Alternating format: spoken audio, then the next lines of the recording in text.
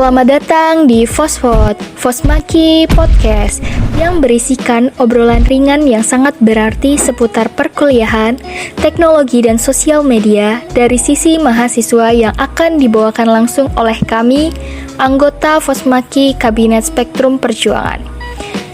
Fospod ini merupakan podcast perdana di Spotify Fosmaki loh. Dengan saya, Dini Cahyani sebagai host yang akan memandu jalannya podcast. Nah, pada podcast kali ini, saya tidak sendirian loh. Saya ditemani oleh mahasiswa pendidikan kimia angkatan 2020, yaitu Kak Regita Gustiana Cahyani. Topik obrolan kita pada kali ini bertajuk pengaruh buruk dari sosial media. Kita tahu ya, bahwa selain ada dampak positif, ada juga dampak negatif yang diberikan dari adanya sosial media. Nah, untuk pembahasan lebih lanjut mengenai pengaruh buruk dari sosial media, kita bakal ngobrol santai tapi beredukasi. Baik, langsung saja kita sapa tamu kita. Halo Kak Regita, gimana nih kabarnya? Halo Kak Dini, Alhamdulillah masih diberi kesehatan walaupun agak ngos-ngosan karena dikejar deadline tugas. Wah, benar banget Kak, tugas deadline aku juga lagi numpuk banget ini. Sampai sering banget yang namanya ketinggalan banyak info di dunia maya, karena memang gak sempet buka sosial media. Oke. Bener banget Kak, di zaman sekarang ini semua informasi dan berita itu dapat kita akses ya dengan mudah di sosial media. Dan hampir semua orang itu pasti punya satu akun sosial media, entah itu di platform Facebook, Instagram, TikTok, atau platform lain. Dan bahkan Kak, menurut Smart Insight itu pada bulan Januari 2022, pengguna sosial media itu hampir 58,4% populasi di bumi dengan rata-rata pengguna hariannya itu sampai 2 jam 27 menit. Wow, luar biasa ya Kak. Nah, dan Indonesia itu masuk ke 10 besar peringkat negara dengan aktivitas terbanyak di sosial media. Jadi itu wajar ya Kak, karena berhubungan sih dengan populasi manusia yang ada di Indonesia gitu. Bayangin aja kalau kita nggak buka sosial media sehari, mungkin kita bakalan ketinggalan banyak berita dan nggak tahu update informasi terbaru. Wah, beneran sebanyak itu ya ternyata pengguna sosial media. Tapi memang sepenting itu sih Kak, sosial media itu bagi kita. Iya bener Kak, bahkan sekarang aja sosial media ini udah bisa jadi penunjang karir. Kayak kita nih sebagai mahasiswa, kalau cari update berita tentang beasiswa atau magang itu pasti dari sosial media. Atau sosial media ini juga bisa untuk mencari donasi, bisa juga sebagai tempat promosi kita nih kalau kita punya produk atau barang yang bisa dijual belikan kepada khalayak umum. Betul banget Kak. Tapi dari semua hal-hal positif yang sosial media berikan kepada kita, ada hal yang penting banget nih Kak.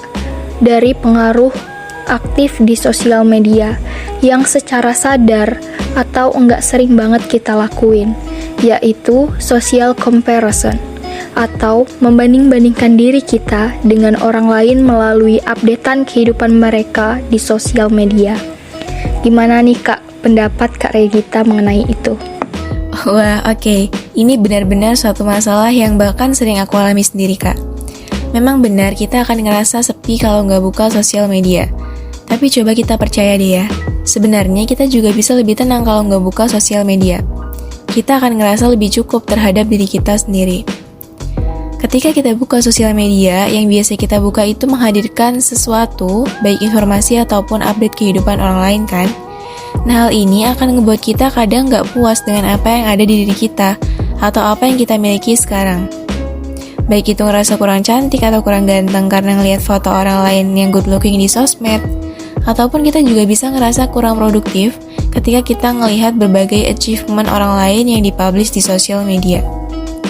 Dan hal ini tuh nggak baik sebenarnya. Oke, mungkin kalau sosial media ini bisa menjadi suatu yang bisa mengupgrade diri kita lebih baik atau istilahnya menjadi sumber inspirasi. For example, ketika kita ngelihat orang yang produktif dan banyak achievement, kita ngerasa kayak, oh oke, aku kayaknya banyak buang waktu untuk hal yang gak produktif ya. Sedangkan dia hebat banget udah bisa magang di berbagai tempat, pengalamannya pasti banyak nih. Jadi kita ada rasa, aku juga coba cari deh pengalaman magang gitu. Nah, itu merupakan contoh social comparison dari sisi positifnya. Kalau buruknya social comparison, itu bisa ngebuat orang justru ngerasa nggak percaya sama dirinya sendiri gitu. Nggak merasa cukup. Dan ini bukan cuma ngerasa unconfident yang biasa ya, tapi benar-benar yang sampai takut atau malu dengan dirinya sendiri seperti itu. Nah, itu saya banget Kak. Jadi saya itu sering banget social comparison abis buka sosial media. Tapi apa solusinya ya Kak? Ketika kita melihat postingan orang lain yang membuat kita menjadi unconfident, itu kita harus bersikap gimana ya Kak? Apakah kita harus bersikap tidak peduli? Nah betul Kak, bersikap nggak peduli juga bisa jadi salah satu solusi. Tapi ya nggak semudah itu ya ketika kita ngelakuinnya gitu. Sebenarnya social comparison itu adalah hal yang otomatis. Maksudnya adalah ya berasal dari dalam diri kita sendiri gitu. Ketika kita ngebuka sosial media, pasti secara otomatis diri kita ini akan mulai membandingkan berbagai hal dari sisi kita terhadap postingan seseorang yang kita lihat. Aku pernah baca hasil studi dari Mo Swisler di tahun 2006, itu nunjukin bahwa kalau kita semakin sering melakukan social comparison, maka akan ngebuat diri kita jadi lebih sensitif atau lebih rentan bersikap iri terhadap kepunyaan orang lain, kemudian ngerasa bersalah dan sering merasa menyesal. Kenapa sih dulu kok aku nggak ngelakuin hal berguna seperti itu ya, di umur segitu gitu. Ya seperti yang aku katakan tadi di awal, seseorang akan menjadi merasa nggak cukup dengan dirinya sendiri. Dan lebih parahnya lagi, orang-orang ini nih akan menjadi lebih suka berbohong. Maksudnya sering berbohong ini misalnya adalah memanipulatif kehidupannya di sosial media agar terlihat menyenangkan, agar mendapat pengakuan dari hasil postingannya, seperti itu. Jadi, kalau gitu solusinya yang baik untuk mengatasi social comparison dari diri kita itu gimana ya Kak? Oke Kak, sebenarnya social comparison itu nggak bisa ya kita hilangin dari diri kita, tapi kita dapat mengurangi gitu agar dampaknya nggak terlalu seburuk itu. Pertama kita bisa lakukan adalah we must know our emotions. Kenalin perasaan dan emosi kita sendiri. Maksudnya di sini adalah ketika kita misal sedang berada di titik paling down, merasa insecure, itu jangan terlalu sering buka platform sosial media yang memang malah membuat diri kita ini menjadi tambah down dan insecure. Lebih baik kita buka sosial media yang bisa bikin rasa percaya diri kita naik, kemudian menaikkan mood kita juga gitu. Bahkan ada seseorang yang sampai menguninstall semua sosial medianya, mulai dari Instagram, Facebook, dan platform lain, itu sebagai bentuk dari control their own emotions. Karena memang ketika kita sedang di titik itu, kita akan cenderung untuk mengambil segala sisi negatif dari apa yang kita lihat. Nah dari situlah muncul perasaan-perasaan untuk menyalahkan diri sendiri. Kedua, self-knowledge itu penting. Dampak buruk yang kita dapetin ketika social comparison itu bisa jadi karena kita nggak yakin tentang diri kita sendiri. Ketika kita nggak yakin sama apa yang kita punya, like our skill untuk dapat berhasil menggapai suatu tujuan atau yang lainnya, akan ngebuat kita bertanya-tanya kepada diri kita sendiri saat ngelihat postingan orang lain. Apakah aku bisa ya berhasil dengan skill yang kayak gini? Sebenarnya punya skill kayak gini tuh berguna nggak sih? Apa aku kurang ngasah skill aku ya? Dan pertanyaan-pertanyaan lainnya yang meragukan kemampuan diri sendiri. Nah, dengan kita self-knowledge, itu kita bisa tahu nih, sebenarnya apa sih yang salah dari diri kita, apa sih yang patut kita benahi, apa yang ngebuat kita bisa termotivasi, kapan kita bisa optimal dalam melakukan sesuatu, dan juga apa yang terbaik untuk diri kita walau nggak sampai tahap ideal. 3, kita harus tanamkan dalam pikiran kita bahwa sosial media adalah tempatnya orang-orang menampilkan sisi terbaik dari mereka. Anggap aja mereka sedang berakting di atas panggung sosial media. Contohnya, ketika kita lihat Instagram, semua orang itu kan menampilkan sisi terbaik dari diri mereka. Bahkan banyak kejadian di mana orang itu nggak mau posting foto yang dirasa kurang bagus untuk sekedar di-post di Instagram. Apakah di kehidupan mereka aslinya seperti itu? Tentu saja enggak ya. Jelas semua orang itu pasti punya sisi down mereka yang nggak mereka tunjukin di sosial media. Yang keempat, ayo kita fokus untuk upgrade yourself. Fokus terhadap your own goal itu lebih jauh penting dibandingkan dengan melakukan social comparison. Karena sejatinya nih kita dengan mereka yang kita kira memiliki kehidupan yang jauh lebih baik dibandingkan kita, itu tentu besar di lingkungan yang berbeda dan juga punya kesempatan-kesempatan yang berbeda pula gitu. Makanya lebih baik kita membandingkan diri kita dengan diri kita sendiri yang kemarin. Apakah kita lebih baik dari yang sebelumnya atau enggak? Apakah ada progres yang terjadi pada diri sendiri atau enggak? Dan itu adalah satu-satunya hal membandingkan yang adil menurut aku.